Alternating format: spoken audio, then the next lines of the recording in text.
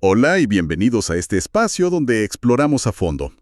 Hoy tenemos sobre la mesa una serie de documentos oficiales, frescos, sacados principalmente del Diario Oficial de Colombia. Vamos a revisar resoluciones, conceptos y nuevas normas que tocan temas muy diversos. Hablaremos de justicia internacional, nombramientos, regulaciones en transporte y salud, y le daremos una mirada especial a las nuevas reglas para contratar obras de infraestructura social. La idea es meternos de lleno en estos textos, que a veces, pueden ser bastante densos, para sacar lo importante, entender qué significan en la práctica y, quién sabe, quizás encontrar algunas conexiones interesantes. Así que prepárense para sumergirnos en cómo se ha movido la maquinaria administrativa y legal de Colombia recientemente. Así es, vamos a ver cómo estas decisiones, que van desde la extradición de una persona hasta cómo se deben hacer ahora los pliegos para licitar grandes obras, nos muestran qué prioridades tiene el gobierno y cómo busca influir en la economía y la sociedad. No solo veremos el qué, sino que intentaremos entender el porqué detrás de cada una de estas publicaciones. Perfecto. Empecemos por un tema de justicia que ha sonado bastante.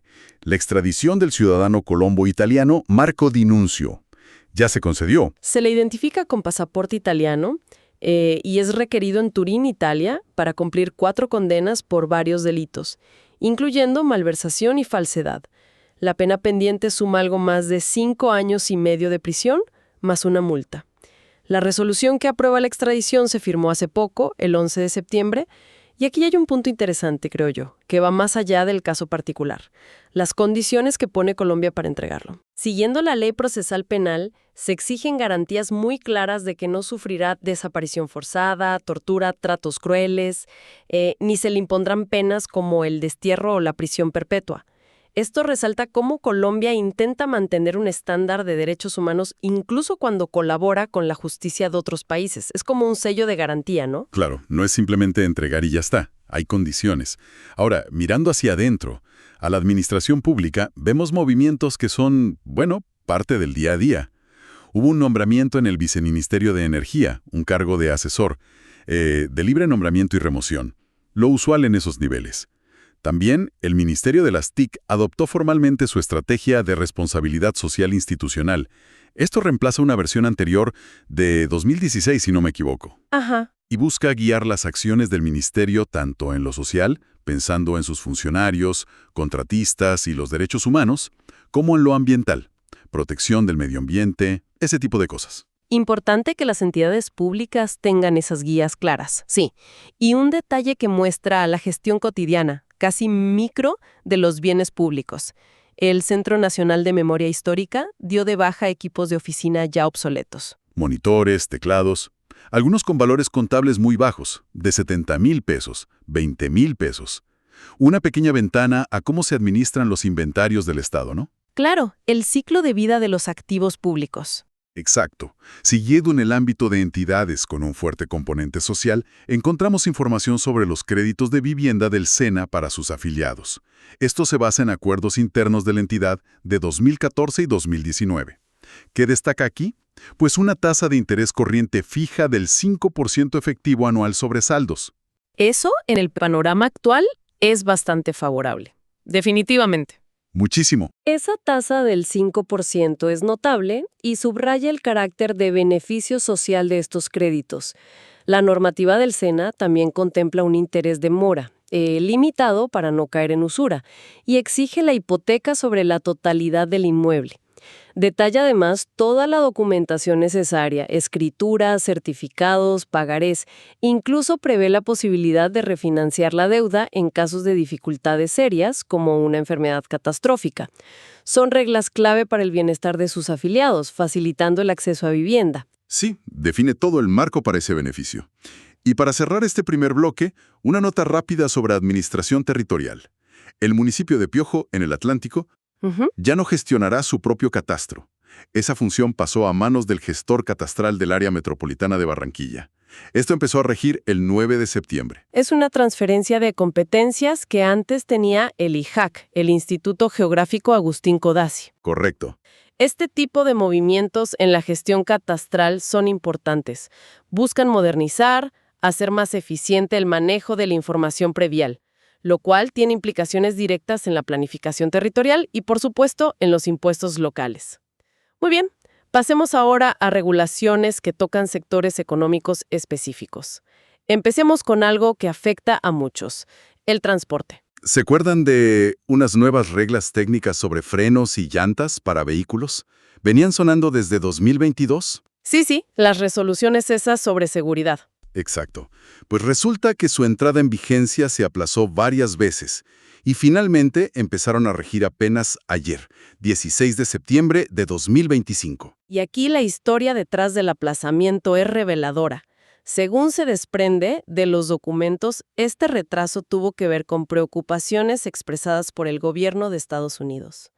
Parece que veían estas nuevas exigencias técnicas como posibles barreras comerciales, barreras no arancelarias, como se les llama técnicamente. Ah, mira tú.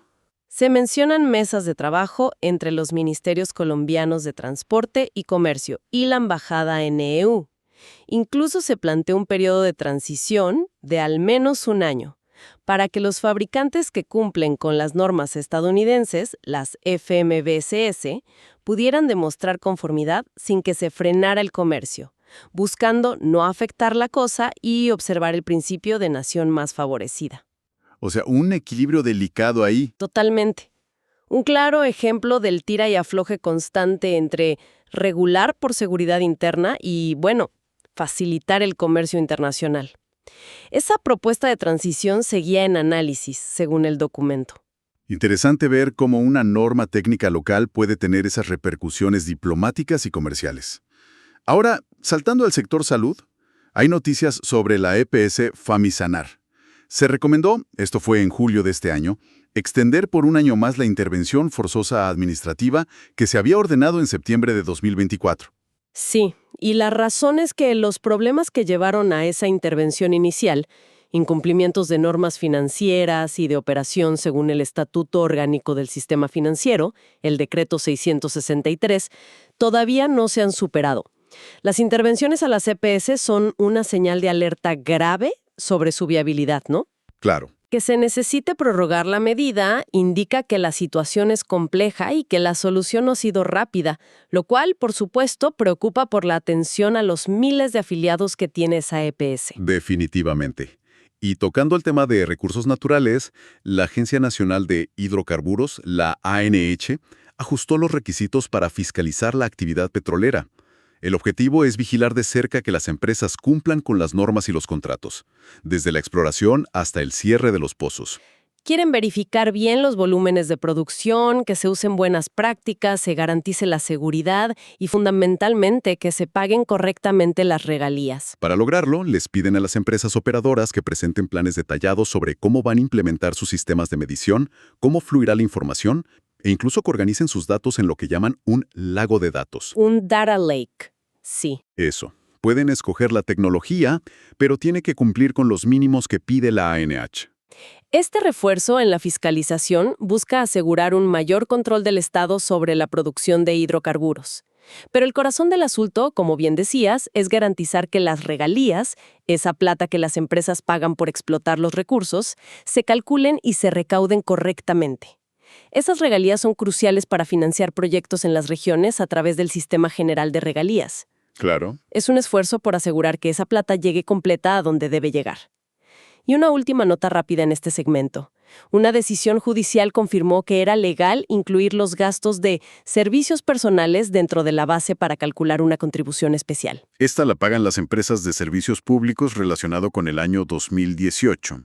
Se argumentó que era necesario para cubrir un faltante presupuestal, algo previsto en la Ley 142. A veces surgen disputas sobre cómo se calculan. Exacto. Bueno, y ahora sí, entremos al plato fuerte de hoy. El tema más extenso y que probablemente tenga un impacto más amplio, la estandarización de la contratación pública. Colombia Compra Eficiente, la CCE, la agencia encargada de esto, acaba de adoptar una nueva versión, la número 2, de los documentos tipo para licitar obras públicas de infraestructura social. Ah, los famosos documentos tipo. Esos mismos. La resolución clave es la 539 de 2025, que deja sin efecto varias resoluciones anteriores, de 2021 principalmente. La gran novedad es que se crean documentos tipo específicos para dos sectores nuevos. El institucional, que incluye cosas como infraestructura carcelaria, por ejemplo, y el de vivienda. Entiendo. Estos se suman a los que ya existían para educación, salud, cultura y deporte. Recordemos que una ley de 2020 le dio a CC la tarea de crear estos documentos estándar de uso obligatorio. Estas nuevas reglas aplicarán para procesos que inicien, o sea, cuyo aviso se publique a partir del 16 de febrero de 2026. O sea, hay tiempo para adaptarse. Sí, un plazo razonable. Y la justificación que da CCE para esta estandarización es contundente, la verdad. Busca atacar problemas muy conocidos en la contratación estatal. El objetivo principal es fomentar la competencia real entre oferentes, acabar con los llamados pliegos sastre. Los hechos a medida. Exacto, esos que parecen diseñados para que gane un proponente específico. Y en general hacer que el uso de la plata pública sea más transparente y eficiente. La Superintendencia de Industria y Comercio, la SIC, que vigila la competencia, dio su visto bueno. Señaló que esto puede abrir la puerta a más empresas, reducir la posibilidad de decisiones arbitrarias y facilitar la participación de las pequeñas y medianas empresas, las MIPYMES, y de la economía popular. Y aquí es donde se pone muy interesante la conexión con las metas sociales del país, ¿no? Los documentos no se quedan solo en lo técnico, sino que explícitamente vinculan esta estandarización con objetivos del Plan Nacional de Desarrollo. Por ejemplo, Hablan del derecho a la vivienda digna. Citan la Constitución, sentencias de la Corte Constitucional. Buscan que la contratación de vivienda de interés social realmente garantice habitabilidad, seguridad, acceso, sobre todo para la población más vulnerable. claro, no es solo construir casas, es garantizar un derecho. Exacto. También abordan la infraestructura carcelaria, ligándola directamente a la necesidad de superar el estado de cosas inconstitucionales que la Corte declaró en las prisiones. Reconocen que no basta con construir más cárceles, citan a la CIDH y documentos COMPES, pero sí buscan que la nueva infraestructura ayude a garantizar los derechos de las personas privadas de la libertad. Y a humanizar la política criminal, como también lo pide el Plan de Desarrollo. Y mencionan la infraestructura educativa, recordando estudios, por ejemplo, del BID, que muestran cómo mejores colegios se relacionan con mejores resultados académicos y mayor motivación de profes y estudiantes. Una vivienda o mejorar una cárcel no sea solo un contrato de obra, sino una forma de avanzar en equidad y bienestar. Y la estandarización busca que eso pase de manera más sistemática y transparente, se supone. Esa es la idea central, sí. Ahora, ¿cómo buscan específicamente abrirle la puerta a más actores? Mencionabas las MIPYMES, grupos vulnerables. ¿Cómo se concreta eso? Pues fíjate que hay varias estrategias detalladas. Se incentiva a dividir los contratos grandes en lotes o segmentos, partes más pequeñas, para que puedan participar empresas de menor tamaño. Ajá. Por ejemplo, les piden acreditar un número ligeramente mayor de contratos previos, pero quizás de menor valor acumulado. Entiendo. No la misma vara para todos. Exacto.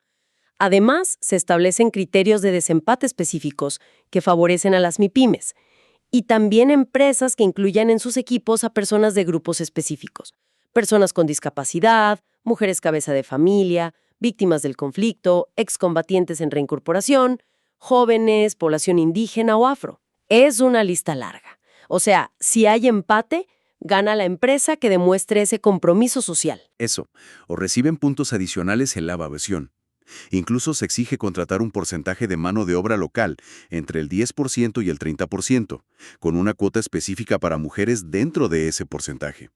Y también comprar bienes o servicios a proveedores de grupos de especial protección constitucional entre un 5% y un 10% del valor del contrato. Se ve un diseño muy intencionado para democratizar la contratación estatal.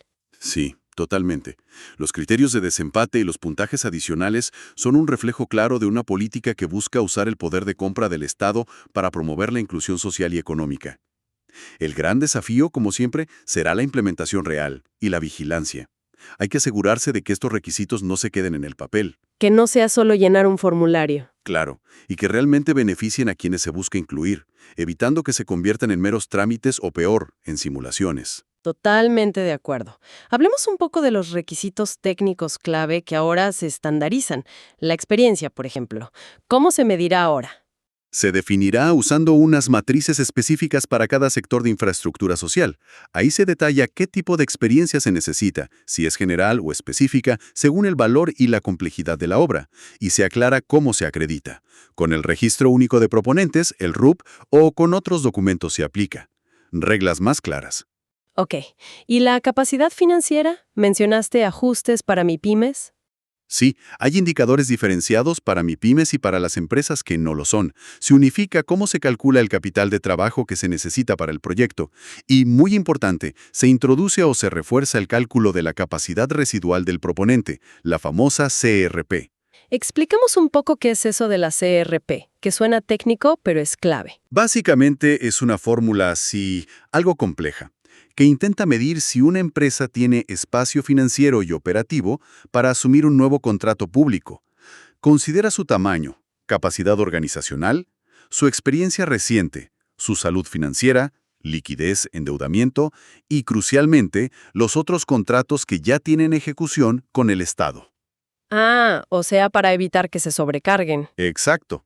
La idea es evitar que las empresas se comprometan con más obras de las que pueden manejar bien y terminen incumpliendo. Es un intento por asegurar que quien gane la licitación tenga realmente la capacidad de completar la obra a tiempo y con calidad. Una medida preventiva, como decías. Suena lógico. Y en cuanto a cómo se evalúan las ofertas, ¿qué cambia? También hay una estructura más definida en la ponderación. El precio ofrecido, la oferta económica, sigue siendo importante, claro. Pesa cerca de la mitad del puntaje, un 48% aproximadamente. Pero también hay un peso significativo para el factor de calidad, un 30%, y para el apoyo a la industria nacional, un 20%. Otros factores suman menos del 1%. ¿Y qué entra en ese factor de calidad? Ahí las entidades tienen opciones. Pueden evaluar cosas como los planes de gerencia del proyecto, los planes de calidad, la maquinaria específica que se usará, y también criterios ambientales y sociales. Aquí es donde pueden pedir, por ejemplo, planes de reforestación como compensación, que se instalen cicloparqueaderos en la obra o dar puntos extra por contratar a población vulnerable más allá del mínimo exigido. O sea, se busca un balance entre precio y calidad, incluyendo esa dimensión social y ambiental. Esa es la intención. Y el apoyo a la industria nacional busca incentivar que se usen bienes y servicios producidos en Colombia, con puntajes diferenciados. Y un último punto clave en esta reforma es el énfasis en la transparencia empresarial, ¿verdad? Sí, muy importante. A las empresas más grandes, según ciertos criterios, se les exigirá tener programas de transparencia y ética empresarial, los PTEE. Estos programas deben estar enfocados en prevenir riesgos específicos: corrupción, soborno y fraude. Deben tener políticas claras de contratación, debida diligencia con terceros, mecanismos de control, y asegurar que la persona encargada de la ética dentro de la empresa, el oficial de cumplimiento, tenga autonomía real. Y para las que no están obligadas a tener el PTE. Para todas, sin excepción, se exige firmar un pacto de transparencia al presentar la oferta, un compromiso formal. Bien, entonces, la estandarización de todos estos elementos, experiencia, finanzas, evaluación, transparencia, es del corazón de esta apuesta por mejorar la contratación de infraestructura social. Exactamente. Busca quitarle espacio a la subjetividad, hacer las reglas más claras y predecibles para todos. La inclusión de criterios de calidad social y ambiental, junto con la exigencia de la capacidad residual y los programas de ética, muestra una intención de ir más allá del precio más bajo. Se busca seleccionar contratistas realmente idóneos, técnica, financiera y éticamente, para obras que son críticas para el bienestar de la gente. Y para darle piso a toda esta reforma, mencionabas que los documentos que la sustentan incluyen análisis del sector. Sí, incluyen datos del DANE sobre el sector construcción, su peso en la economía, el crecimiento reciente de las obras civiles. También cuánto se contrata en cada sector social, salud, educación, institucional, vivienda, e incluso un vistazo a la situación financiera promedio de las empresas constructoras. Todo eso sirve para justificar por qué se necesitan estas reglas y por qué se diseñaron de esta manera específica. Es un paquete de medidas bastante completo y ambicioso, sin duda. Bueno, hicimos un recorrido intenso por varias decisiones y documentos oficiales recientes. Vaya que sí, desde un caso de extradición y sus salvaguardas de derechos humanos, pasando por ajustes en normas de transporte que, mira tú, rozan con el comercio internacional, hasta esta profunda reforma en cómo se contratarán las obras sociales en Colombia a partir de 2026. Vimos cómo se intenta conectar lo técnico con grandes metas de derechos humanos, equidad y transparencia. Es especialmente relevante por su potencial impacto. Busca eficiencia, competencia, pero sobre todo, que la infraestructura social realmente cumpla su propósito. La prueba de fuego, claro está, será ver cómo funciona en la práctica. La implementación. Exacto. Cómo se vigila y cómo se adapta a las realidades de cada proyecto y cada región. El diablo, como dicen, está en los detalles de la ejecución. Y eso nos deja pensando, con toda esta ola de estandarización y requisitos detallados, sobre todo en la contratación de obras sociales, ¿se conseguirá de verdad nivelar la cancha para que más empresas y más diversas participen? ¿Mejorará la calidad y la entrega a tiempo de escuelas, hospitales, viviendas? O quizás sin quererlo, se crearán nuevas trabas burocráticas o formas más sutiles de, digamos, zafarse del espíritu de la norma. Es una posibilidad. Y más allá de eso, la pregunta para todos es, ¿cómo pueden las comunidades y las veedurías ciudadanas seguirle la pista de cerca a la aplicación de estas nuevas reglas? ¿Cómo vigilar que los proyectos que les afectan directamente se hagan bien bajo estos nuevos parámetros? Una tarea pendiente y fundamental, ¿no crees? Absolutamente fundamental. La vigilancia ciudadana será clave para que esto no se quede solo en buenas intenciones escritas en resoluciones.